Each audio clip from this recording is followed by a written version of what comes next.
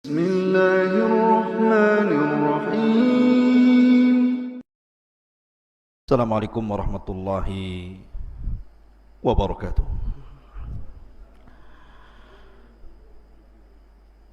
Alhamdulillah wassalatu wassalamu ala rasulillah wa ala alihi wa sahbihi wa mawalah wa la hawla wa la quwata illa billahi wa ba'du. Ma'asyiral muslimin yang dimuliakan Allah subhanahu wa ta'ala, santri ikhwan yang semoga dimuliakan Allah subhanahu wa ta'ala. Alhamdulillah, malam ini kita bisa kembali duduk untuk bertalabul ilmi.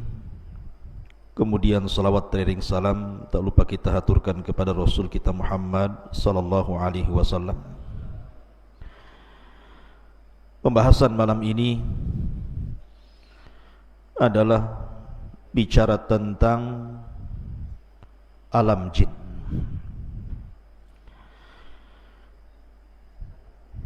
Jadi malam ini kita bicara tentang masalah jin. Apalagi kita di hutan ini banyak jinnya. Jadi biar kita tahu alam jin itu seperti apa. Ma'asyiral muslimin yang dimuliakan Allah subhanahu wa ta'ala, bicara tentang jin, maka Al-Quranul Karim menetapkan adanya jin, bahkan dijadikan satu nama dalam surat Al-Quran, suratul jin. Dan kita tahu bahwa jin adalah makhluk kedua yang diciptakan Allah subhanahu wa ta'ala setelah para malaikat. Baru setelah jin Allah ciptakan manusia. Sering kita dengar di masyarakat, terkadang ada orang yang bercerita bahwa saya mendengar suara-suara aneh. Yang lain mengatakan ada yang memanggil-manggil. Yang lain juga bercerita, saya pernah tidur, ketika hendak bangun susah sekali, kayaknya dikunci. Susah gitu ya.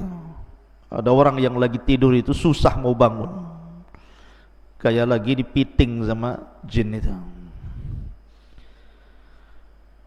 Yang lain, ketika saya lewat di sebuah tempat, kayaknya kok bulu semua berdiri, mulai bulu kaki sampai bulu kepala. Jadi macam-macam cerita di masyarakat itu tentang masalah jin dan syaitan. Lalu apa hakikat jin ini? Dan apa alaqah kaitan antara jin dan kita umat manusia ini? Ma'asyiral muslimin yang dimuliakan Allah Azza wa Jalla, dunia jin itu sebenarnya kurang lebih dengan kita.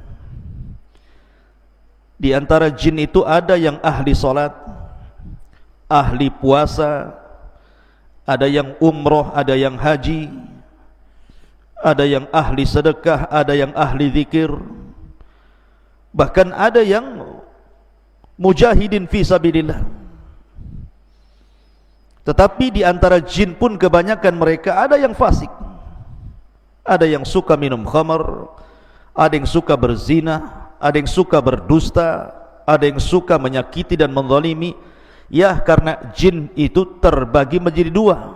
Wa inna kunna salihuna wa inna minna salihuna wa minna duna dzalik kunna taraiqa qidada. Di antara kami para jin itu ada yang saleh, ada yang baik. Tapi juga ada jin-jin yang mereka jahat. Baik, kita akan jelaskan, karena mungkin secara umum kita sudah mengetahui tentang asal muasal jin dan pernah saya jelaskan di sini. Saya hendak menceritakan beberapa kisah saja tentang alaqah, hubung kait antara manusia dengan jin saja. Ma'asyiral muslimin yang dimuliakan Allah Subhanahu wa taala, suatu ketika Nabi sallallahu alaihi wasallam pernah salat. Tiba-tiba kemudian datang jin mengganggu Nabi SAW yang sedang sholat. Maka Rasul marah, kemudian Rasul menangkap jin itu kemudian mencekiknya. Saking kerasnya Rasul mencekik jin itu sampai keluar air liurnya. Dan Nabi SAW merasakan dingin air liur itu. Kata Nabi SAW, kalau aku tidak teringat dengan doanya Nabi Sulaiman, Rabbi habli mulkan la yambagi li ahadin mim ba'di, ya Rabb, anugerahkan kepadaku kekuasaan yang tidak ku anugerahkan kepada siapapun sepeninggalku. Tentu jin itu sudah kuikat di tiang masjid sehingga menjadi mainan anak-anak. Tapi karena teringat doanya Sulaiman, ku lepas jin itu. Artinya Nabi SAW mencekik jin sampai liurnya terasa dingin. Pertanyaannya, bukankah jin tercipta dari api? Kenapa pula liurnya dingin? Harusnya liurnya panas. Yang tercipta dari api itu asal penciptaannya, bapak moyang mereka. Tetapi anak keturunannya tidak seperti moyang mereka, sama dengan kita. Bapak moyang kita tercipta dari tanah. Tapi apakah kemudian ketika orang dipotong tangannya tiba-tiba keluar tanah? Kan tidak juga. Ya, tetap saja keluar darah gitu ya. Itu hanya awal penciptaan saja. Makanya kenapa jin juga disiksa di neraka merasa sakit. Sama dengan manusia dipukul tanah juga sakit. Kalau nggak percaya saya pukul antum pakai tanah liat. Kalau nggak menjerit, nah, saya kasih uang 100.000. Ma'asyiral muslimin yang dimuliakan Allah Azza wa Jalla. Lah, kalau kita melihat cerita-cerita di masyarakat kan macam-macam tuh. Apalagi penakut.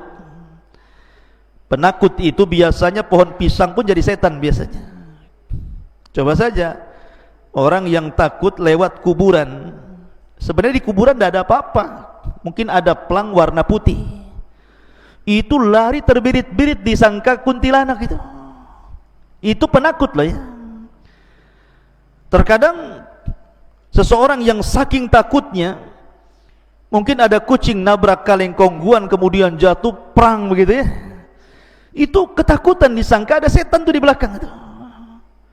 Atau terkadang kita lihat angin, kemudian ada pohon goyang-goyang, kemudian bayangannya itu ikut goyang-goyang juga kan. Nah, disangka setan itu. Langsung bulu kuduk berdiri semua tuh.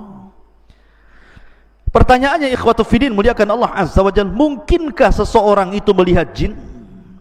Sebagaimana yang ma'ruf di masyarakat gitu ya.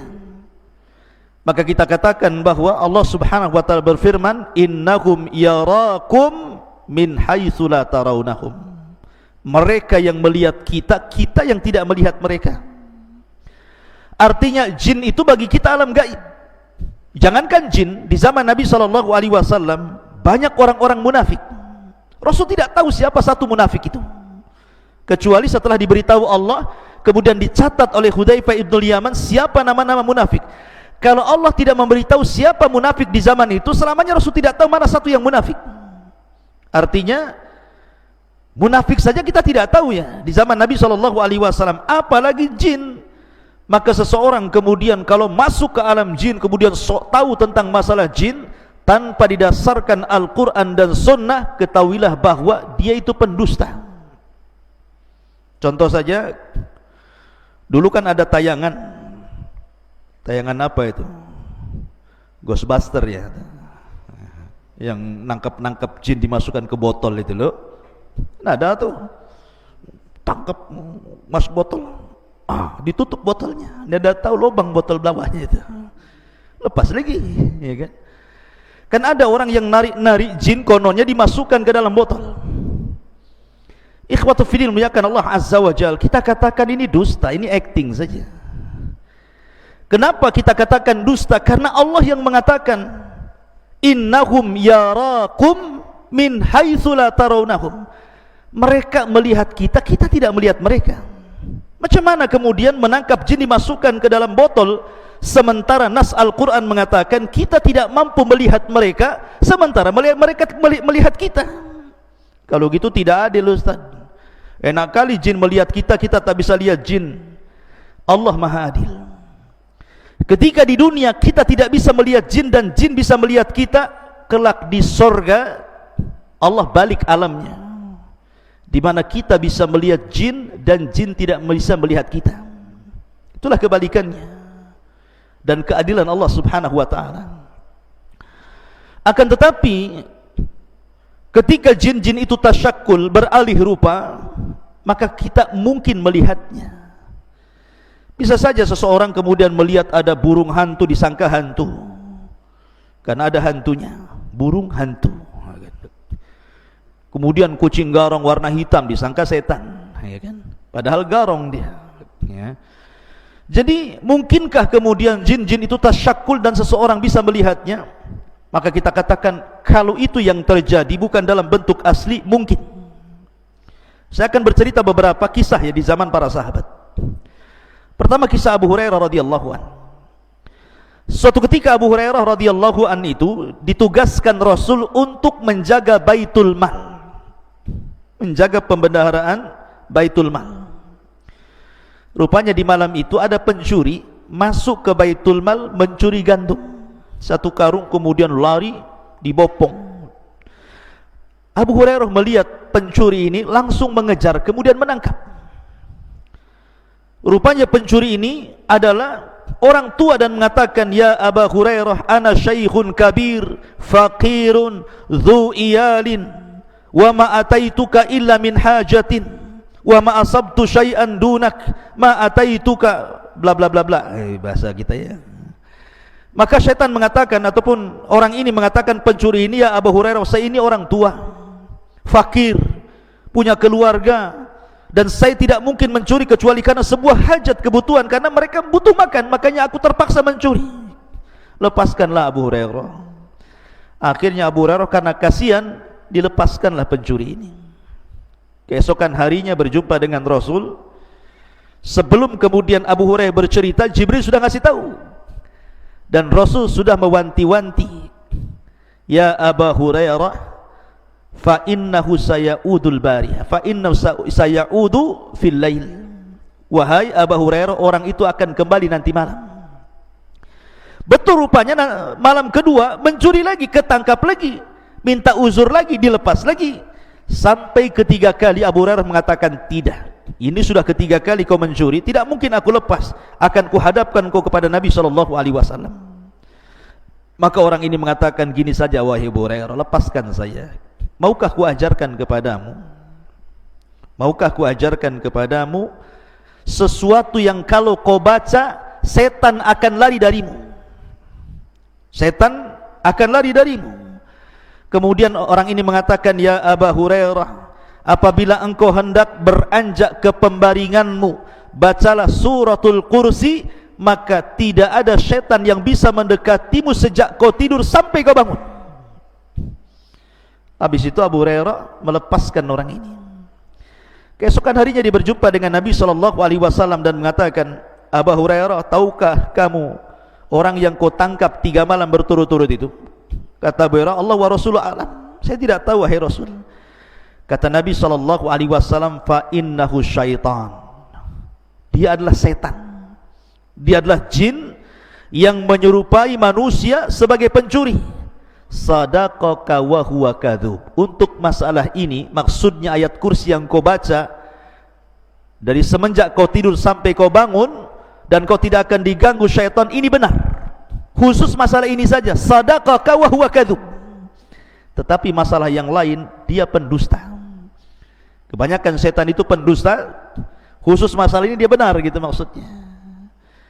Dari sini menunjukkan bahwa Abu Hurairah menangkap pencuri, dan pencuri ini rupanya jin yang tasyakul, yang berubah bentuk.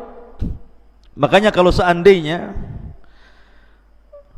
ada seseorang sudah meninggal, dan saya punya cerita di kampung di Majalengka sana. Jadi ada preman mati. Preman bisa mati juga gara-gara minum tuak oplosan, ya. Jadi minuman keras, oplosannya nggak kira-kira, pakai spiritus. Antum tahu spiritus? Ya. Jadi cap orang tua dicampur spertus, diminum kurang mabok, dicampur pil BK. Antum tahu pil BK? Untuk anjing gila tuh. Itu namanya pil BK tuh.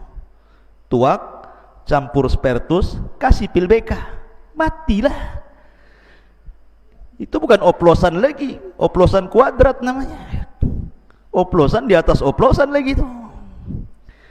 Ketika mati, rupanya tersebar di desa itu bahwa preman yang mati itu ada di atas jembatan, sedang duduk. Akhirnya dalam 1 minggu itu, ketika mendengar berita itu, tidak ada preman kampung keluar. Rupanya preman takut sama setan. Ya. Jadi tersebar berita bahwa dia hidup lagi, setiap hari nongkrong di atas jembatan katanya. Pertanyaannya, mungkinkah itu dia? Saya pernah bertanya waktu di Yaman kepada Syekh Adnan hafizahullah ta'ala, guru saya yang mengajarkan kitab Fathul Majid, kitab Tauhid, tentang kisah ini. Ya Syekh, saya begini di kampung, persis yang saya ceritakan. Apa kata Syekh Adnan? Dia mengatakan bahwa yang dijumpai itu bukan preman tadi, karena orang yang sudah mati tidak mungkin hidup lagi, karena ada barzah yang memisahkan antara kehidupan dunia dan kehidupan kubur. Lalu siapa yang nongkrong di jembatan itu, yang mukanya mirip itu? Maka dia bisa menjawab, kalau cerita ini sahih, kalau cerita ini benar gitu ya, bukan dikarang-karang, maka sesungguhnya orang itu adalah qarinnya si preman tadi. Karena setiap orang itu punya qarin, punya jin yang menyertai sejak lahir. Jadi kalau seandainya ada orang mati kemudian hidup lagi, bukan orang itu hidup lagi gentayangan, tetapi qarinnya yang gentayangan membentuk orang mati itu. Jadi bisa saja itu jin yang menakut-takuti manusia. Kemudian kisah yang kedua, kisah Ubay bin Ka'ab. Jadi suatu ketika Ubay bin Ka'ab ini dengan para sahabat Nabi hendak menuju dari Mekah ke Madinah, melewati padang pasir. Kemudian sampai di padang pasir lupa jalan, karena zaman itu kan tidak ada Google Map ya, di zaman itu tidak ada kompas gitu ya, hanya mengandalkan insting saja, dan orang yang biasa jalan dilalui. Rupanya Ubay bin Ka'ab dan sebagian para sahabat itu nyasar, tidak tahu kemana arah ke Mekah. Pokoknya bingung. Yang namanya padang pasir itu kan kayak lautan tuh. Nanti antum kalau pernah belajar di Arab, antum lihat padang pasir itu persis kayak lautan tidak bertepi itu. Jadi bingung Ubay bin Ka'ab ini harus kemana, sementara perbekalan minum mereka sudah menipis.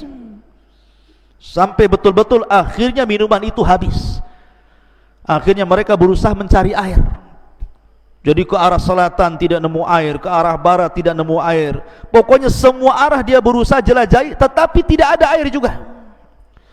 Sampai akhirnya datang laki-laki yang sangat besar, badannya besar sekali kayak raksasa gitu ya. Kemudian menemui Ubay bin Ka'ab radhiyallahu an. Kemudian Ubay pun ketakutan dan mengatakan, "Man anta, siapa kamu?" Karena besar masalahnya badannya gitu ya. Maka orang besar ini mengatakan, "Ana min baqiyatin nafar minal jinnil ladzi istama'u ila Rasulillah sallallahu alaihi wasallam."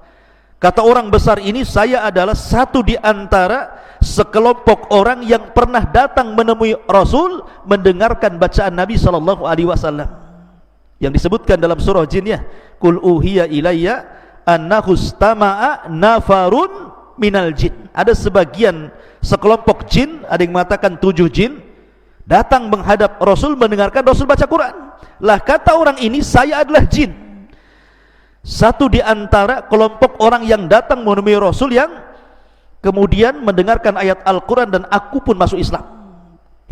Kemudian dia mengatakan, aku pernah mendengar Rasul bersabda, al-muslim akhul muslim. Muslim itu saudaranya muslim yang lain.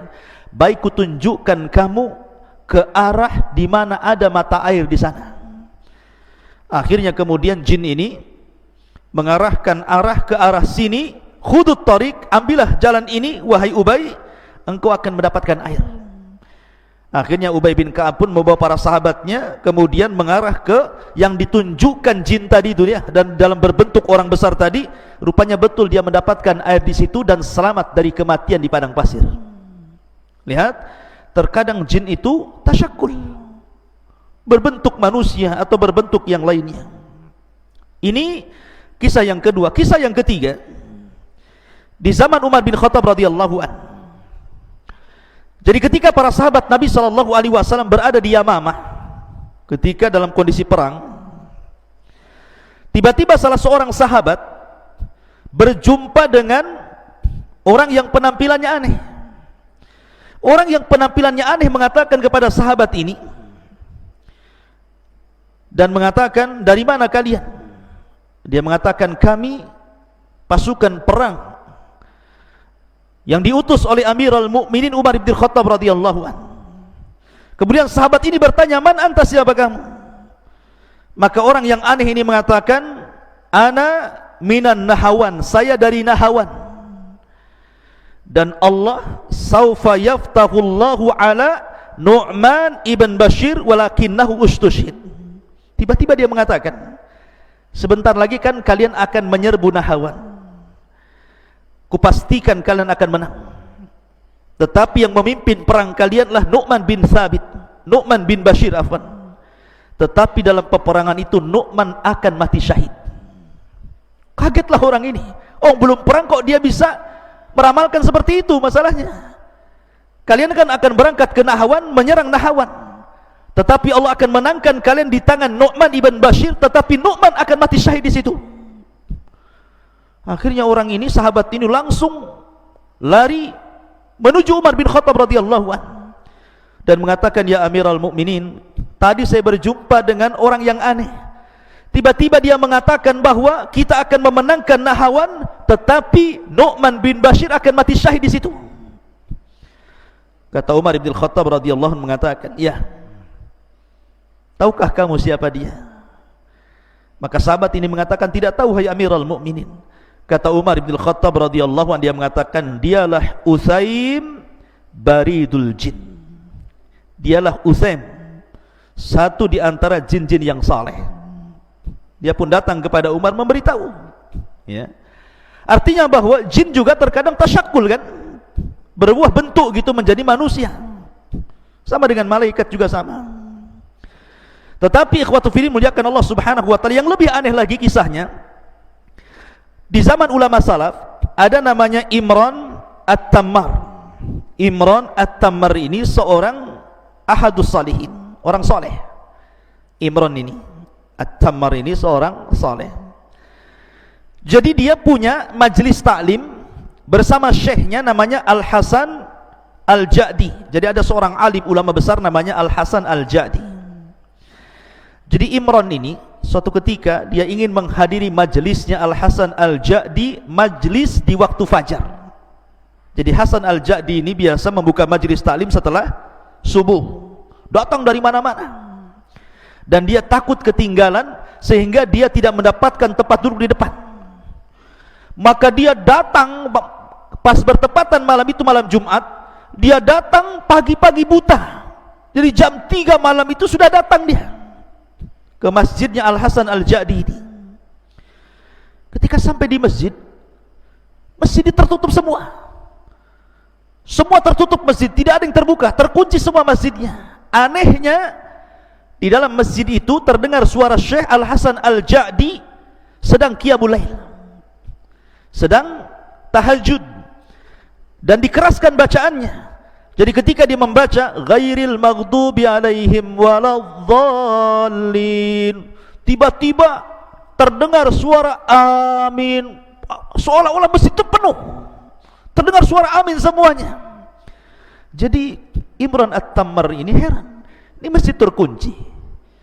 Kemudian di dalam masjid itu Syekh Al-Hasan Al-Ja'di sedang solat malam tahajud. Ketika dia membaca waladhdallin, maka terdengar suara amin yang begitu banyak seolah-olah penuh masjid itu, dan dia tidak berani masuk.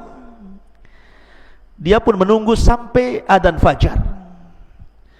Ketika adzan fajar, datanglah muadzin membukakan pintu masjid itu. Ketika dia masuk ke masjid, rupanya tidak ada satupun orang kecuali syekh saja sedang sholat sunnah fajar.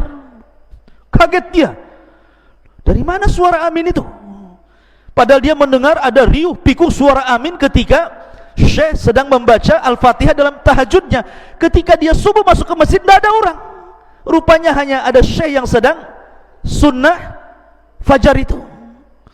Kemudian terpikir oleh dia ini, Imran At-Tamari ini, setelah kemudian sholat subuh, kemudian mengikuti majlisnya Al-Hasan Al-Ja'di, selesai pengajian dia pun berusaha untuk menanyakan kepada syekh, menceritakan pengalamannya semalam. Ya syekh, semalam saya lihat masjid tertutup, engkau sholat tahajud, kau baca Fatihah, ketika engkau membaca waladhdallin semua mengaminkan dirimu, tapi ketika subuh aku lihat tidak ada satupun orang yang sholat di belakangmu.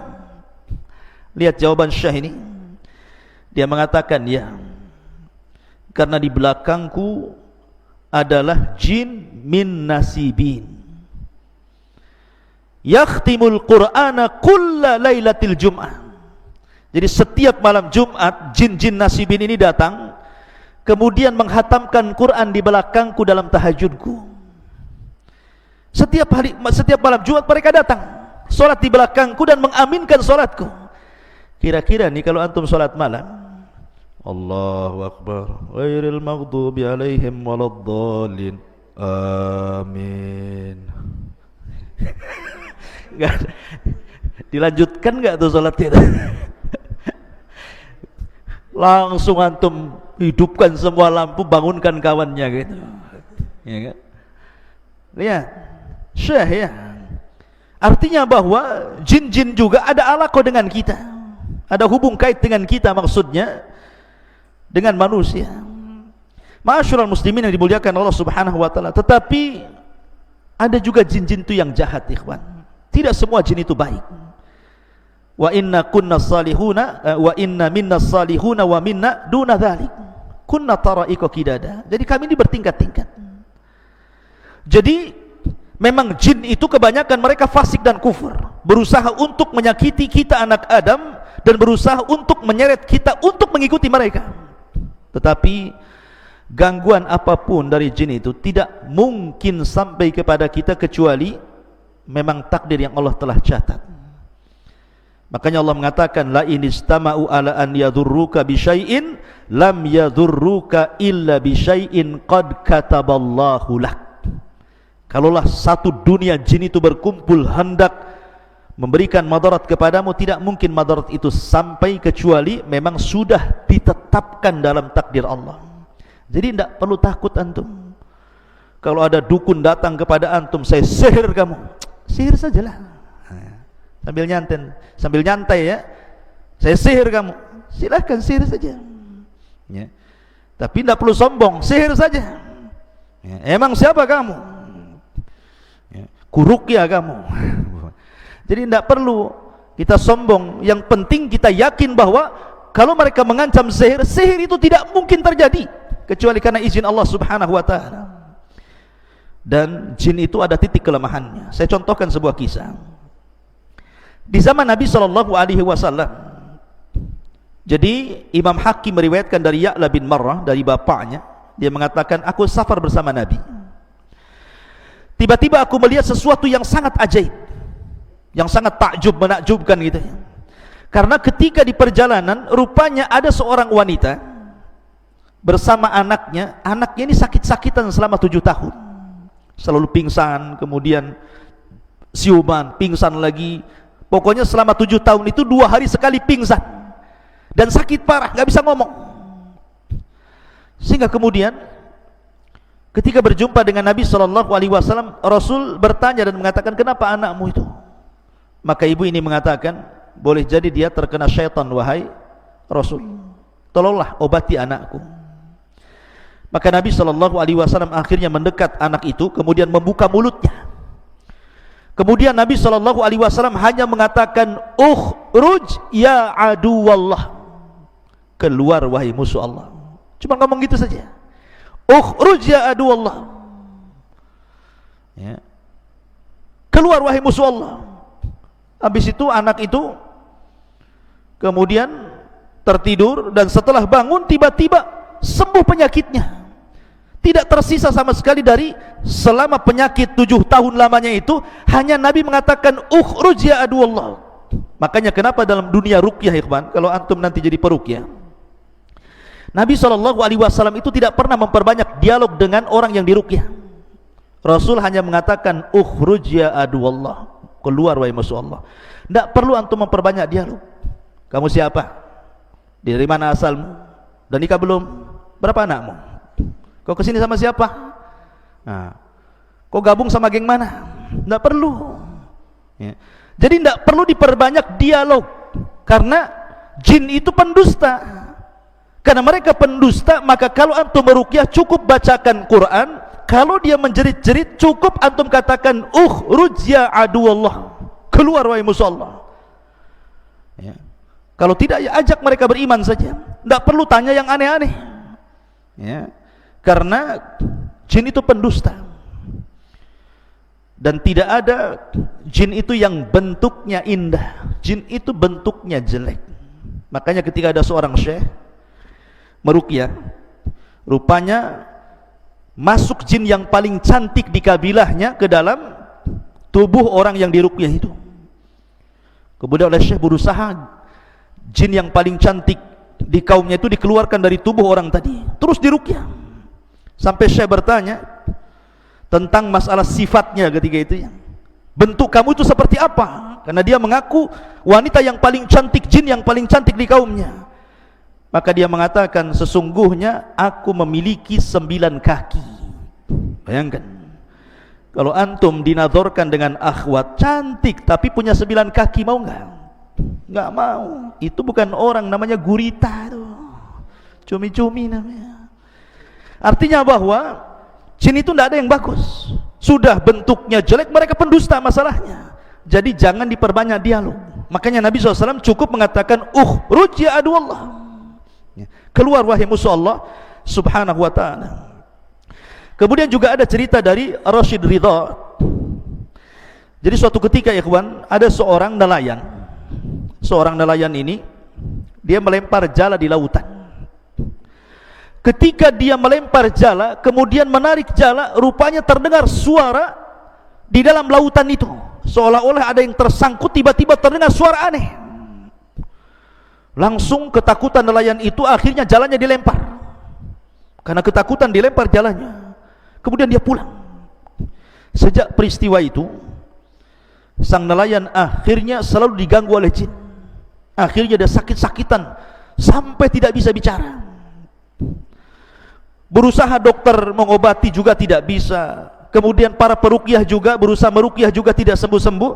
Sampai akhirnya dia datang kepada Syekh Rashid Ridha. Kata Syekh Rashid Ridha ketika itu, hanya membacakan 1 ayat saja. Fasayakfikahumullahu wa huwas samiul alim. Fasayakfikahumullahu wa huwas samiul alim.